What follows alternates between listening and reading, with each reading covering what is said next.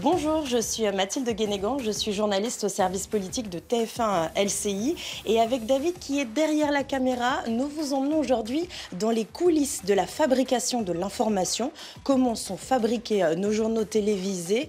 Il est exactement 8 h, nous sommes pile à l'heure pour la pré-conférence de rédaction. Cela veut dire que les chefs de service, économie, politique, société et actualité sont attendus pour faire un premier point avec les équipes du 13 h. Et quand on passe la porte ici, il est préférable d'avoir bien lu la presse nationale et surtout régionale et d'avoir des idées de reportage. C'est parti.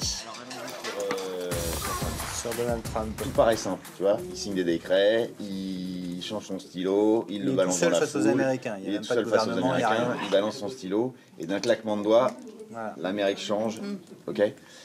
Donc, mais c'est pas si simple. Pas si simple. L'accord de Paris, il le signe là, mais ça sera effectif que dans un an. Alors, à pourquoi vérifier. Donc, tout ça pourquoi, tu vois. À Caen, il y a une galerie marchande où il y a 2-3 commerces et les très tôt emplacements sont vides. Et ils n'arrivent pas à le relouer. Et j'ai vu qu'à Rennes, c'était à peu près le même phénomène. Attends. La proposition, c'est quoi? Les centres commerciaux baissent le rideau. Dans les centres-villes. Les galeries marchandes dans les centres-villes. Alors, les galeries marchandes, c'est pas mal. Il faut être sur le pourquoi, Lucas. Romain, en tant que rédacteur en chef du 13 h, comment elle se déroule ta matinée? À quoi elles servent toutes ces réunions? Cette matinée, elle passe très vite, d'abord.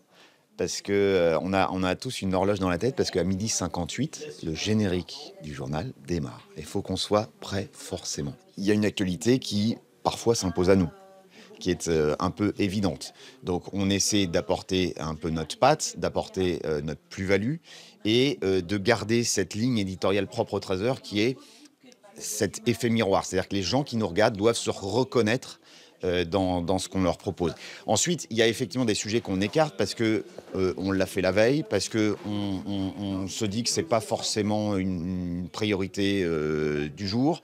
Et puis il y a des sujets qui on se dit non, ça c'est pas pour nous, ça nous intéresse pas, on pense que c'est pas forcément dans notre ligne. Voilà, il y a des choix à opérer. Et c'est ça qui est intéressant. Tous les matins, on se remet un peu en question. Et à tout moment, il peut y avoir une information qui nous parvient, qui remet en cause totalement le conducteur. Donc, on sait s'adapter. Bonjour à tous, conférence 13 h au 2e étage, conférence 13 h.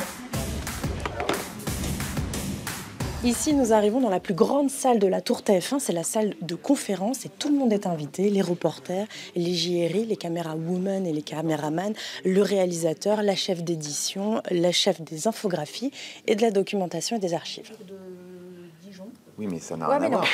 Non, mais qui reste sur son angle. Que nage industriel. D'accord. Jacques, il reste sur son angle. S'il faut une image de Dijon, on pourra toujours montrer une image de Dijon. Tim, en tant que rédacteur en chef adjoint du 13 h, la conférence, elle sert un petit peu, on voit, à choisir les sujets et à commencer à les mettre dans l'ordre.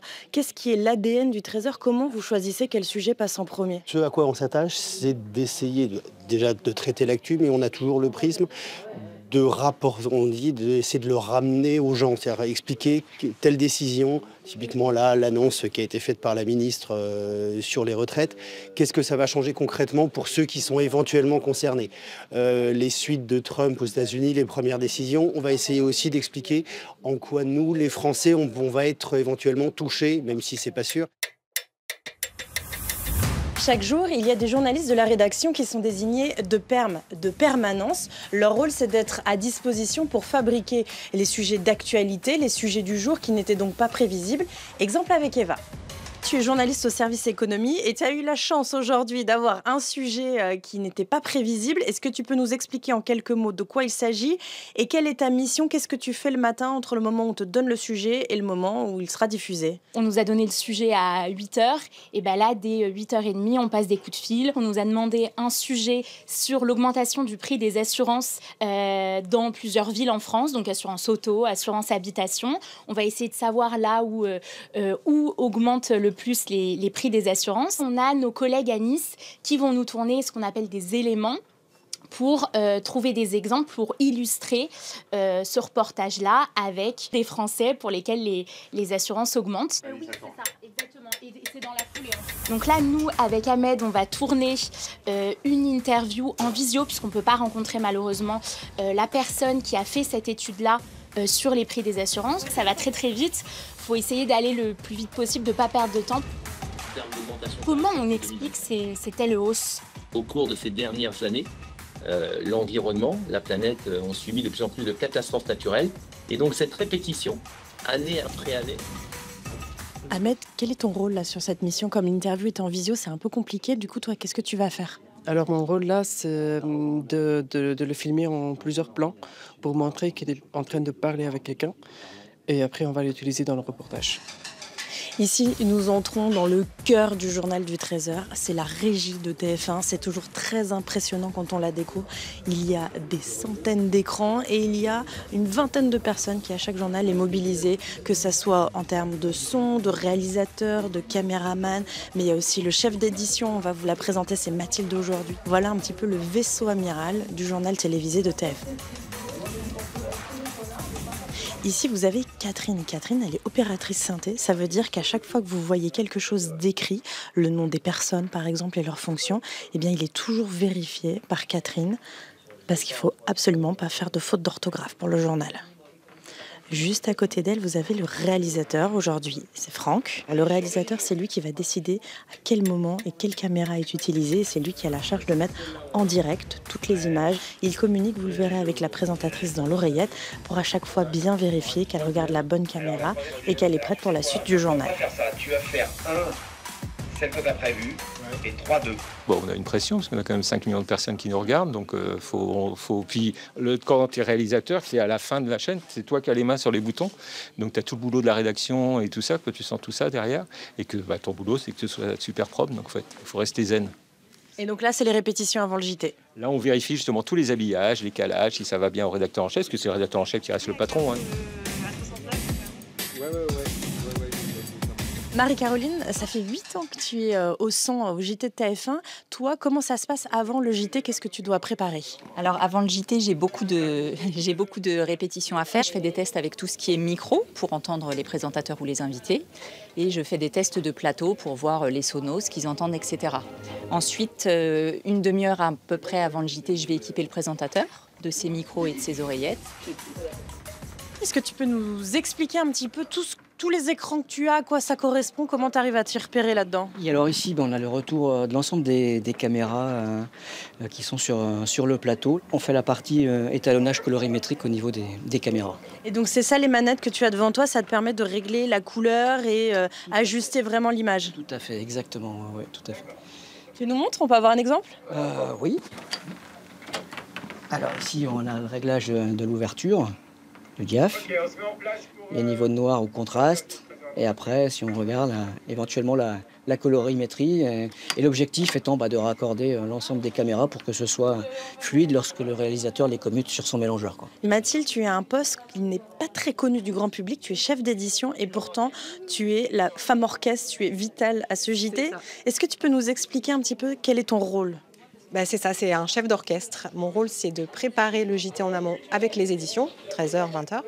Et pendant le direct, en régie, de gérer la régie. C'est moi qui parle dans l'oreillette du présentateur. Et faire en sorte que tous les sujets soient diffusés dans l'ordre, que les sujets arrivent à temps. Parce que ce que les gens ne savent pas souvent, c'est qu'un sujet arrive 1 minute, 2 minutes avant sa diffusion. Donc en régie, c'est le bazar.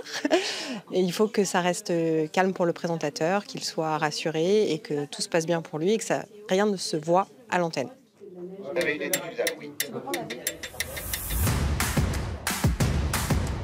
Léa, tu es régisseuse chef plateau. Concrètement, ça consiste en quoi ton travail? Alors, on fait un peu office d'assistante réalisatrice sur le plateau ou assistant réalisateur. On est le premier lien direct entre le réalisateur et le plateau et on transmet toutes les informations nécessaires au présentateur. On s'assure aussi de toute la sécurité technique sur le plateau. Donc moi, je m'assure que toutes les caméras soient bien sécurisées. Il y a combien de caméras sur le plateau en tout? Sur le plateau, il y a 6 caméras. Et il y a le fameux prompteur. Il y a des prompteurs sur toutes les caméras. Mais Marie-Sophie, elle le fait sans prompteur. Donc, avec les feuilles, à l'ancienne. Voilà, elle le fait avec les feuilles. Elle mémorise aussi tout ce qu'elle écrit.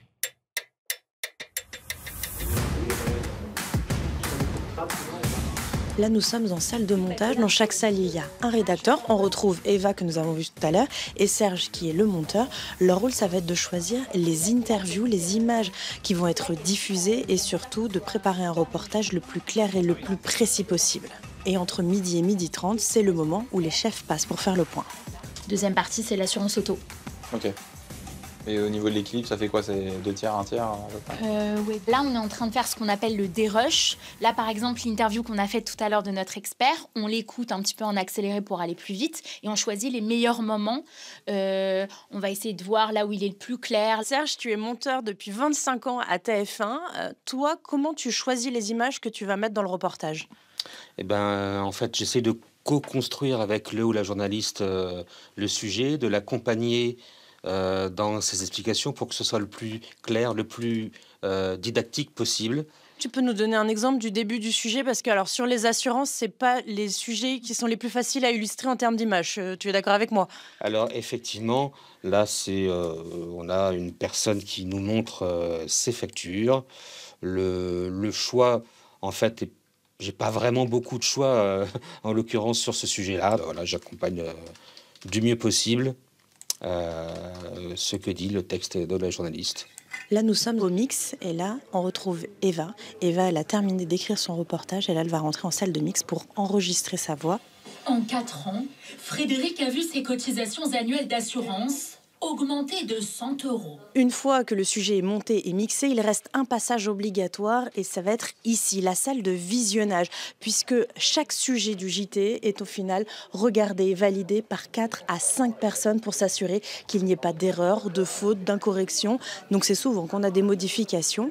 C'est un vrai travail collectif. Théoriquement, on devait s'écraser avec un bruit épouvantable dans l'assiette et on hurlait de rire. Voilà. Tout va bien, tout va bien, tout va bien. Tout va bien.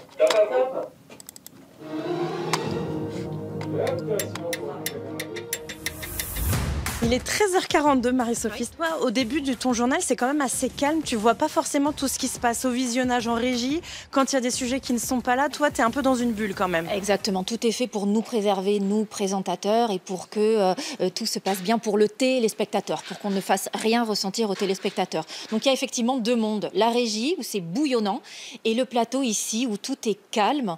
Il peut arriver qu'on sorte d'un journal en se disant « Ah, il était bien celui-là !»